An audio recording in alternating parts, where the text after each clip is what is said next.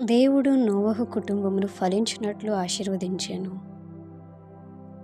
షేము, హాము, యాపెతుల వంశావళి.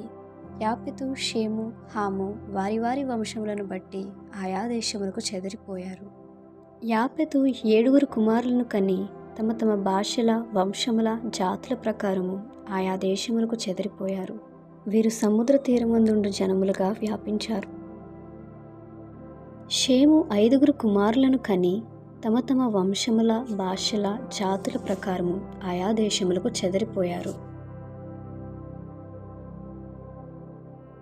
హాము 4 కుమారులను కని తమ తమ వంశముల, జాతుల, భాషల ప్రకారము ఆయా దేశములకు చెదిరిపోయారు. వీరు బలమైన పట్టణములు కట్టారు. హాము కుమారుడైన కనాను సిదోనీయులు, హిత్తీలు, యెబూసీయులు, అమోరీయులు మొదలైన బలమైన ప్రజలకు మూలపురుషుడు.